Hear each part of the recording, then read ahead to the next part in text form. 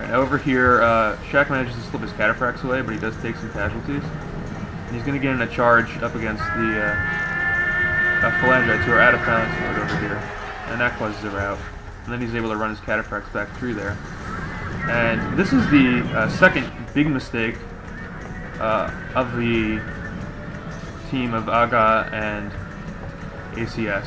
You can see the Bactrian infantry start to destroy the flank support of the Babylonian spearmen, but he leaves his cataphracts and his Loncophori in melee for a very long time, and they take a lot of casualties. In fact, I think one of them even routs, yes. You can see one of the Loncophori units routs. And that's a lot of dead horses over here.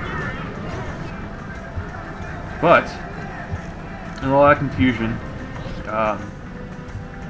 and even though this player has, Shaq has advanced over here, this unit of Hellenic cataphracts, which was almost forgotten about, comes back and smacks these infantry in the back. Does some decent damage. But now these guys are sort of separated from the rest of the army. And over here you can still see the standoff happening. But what ACS does do is sends all these Georgian infantry around. The Parthian player didn't bring very much infantry besides phalanx, so they're not going to be able to do much in support. And now you can see the Seleucid cavalry coming in for some effective charges. You can see the Parthian player actually sent his unit of cataphracts over to help, and the Bactrian cataphracts coming in. But there's units of Hellenic cataphracts as well as a lot of Hellenic medium cavalry in there as well. So this turns into a big slugfest, and then someone, I don't know why Shaq pulls his cataphracts out. He probably should just left them in there because they had a lot of infantry support, and these cavalry are sort of all by themselves. But anyway, they can't kill them off quickly enough, and here come the Georgian medium infantry to save the day. You can see them forming a line over here, and then it's just going to throw them in just a second. And this Hellenic cavalry is very, very sturdy and stingy, as you can see. They're doing a great job of holding them off. I really felt like Shaq should have left his cataphracts in there. Maybe he could have routed another unit or two.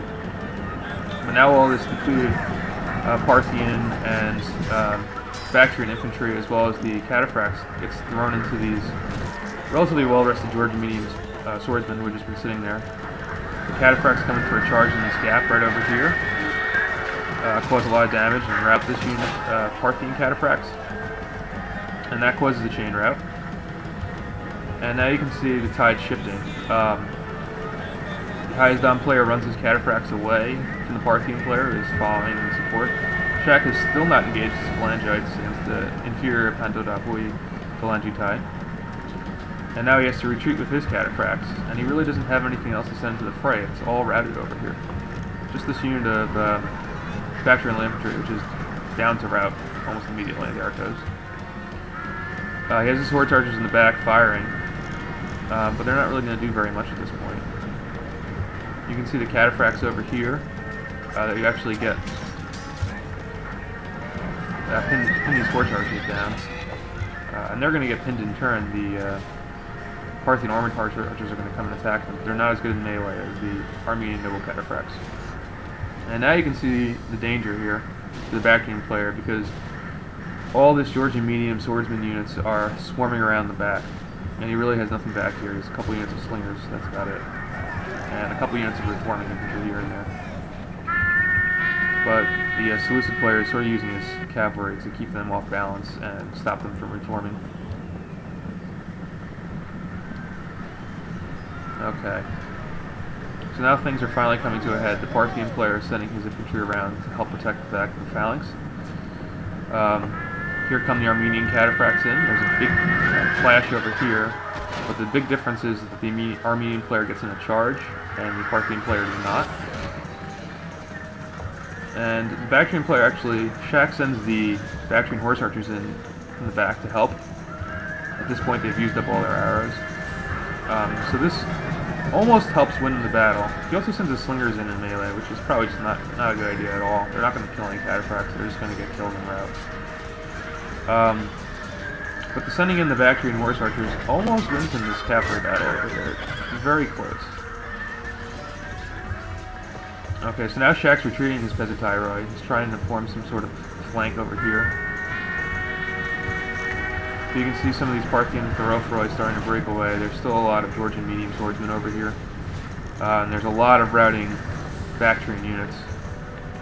I'm not really sure if allies units routing affects your units' morale. I think it does, but I can't be 100% sure.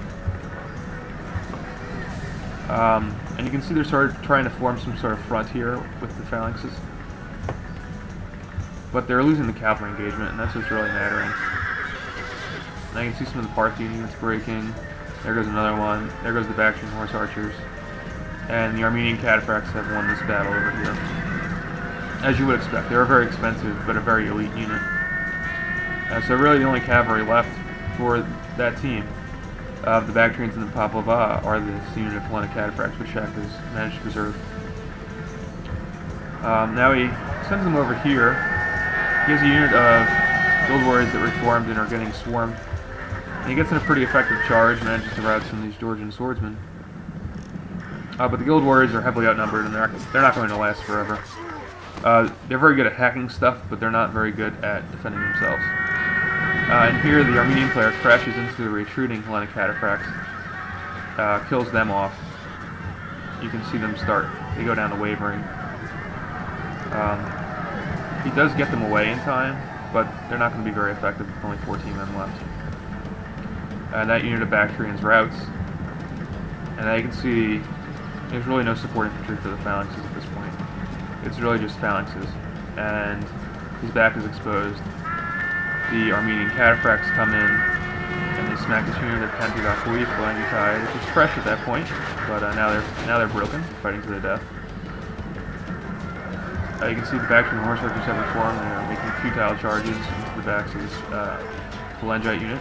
Manages to get them to come out of phalanx mode, but otherwise really doesn't affect much. Now the back's even more open. You can see the Bactrian cataphracts coming in for some charges. Relatively ineffective. This unit of Hezatyroi is getting beaten up, so they come out of phalanx mode to engage the swordsmen, hoping to kill these guys from behind. But that really just opens up their front to this unit of Pentadapui Phalangites. And at this point, the battle's pretty much over. There's really nothing that the Bactrian or Parthian players can do to sort of prevent their impending doom. You can see the Georgian swordsmen still swarming around. And really this battle amazed me because I wasn't really sure how ACS was able... He made a couple of mistakes, but he was able to recover nicely and basically help tag team the Bactrian player. And the Parthian player, Aros, was a little too slow in reacting. He didn't get his cavalry around quickly enough. He didn't get his infantry over in time to help. And so even though the Armenian player probably lost a third to half of his infantry in that futile charge over here, and he probably lost a good portion of his cataphracts to the slingers, there was still enough for him to help finish the Bactrian player off.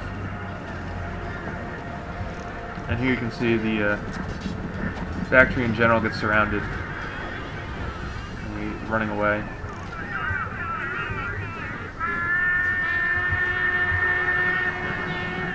And that's really the end. You can see the Bactrian infantry, because of Tyroi, are even out of phalanx mode, they're relatively sturdy. They will stand and take quite a bit, but not all this. Not cataphracts and phalanxes and medium swordsmen hemming them in on all sides. They're going to break. That starts a chain rout over here, and that really only leaves these two units of Pentadapui Phalangites over here. And they're going to get beaten soon enough. The cataphracts sort of charging this little area over here. And you can see at this point that it's inevitable who's going to win.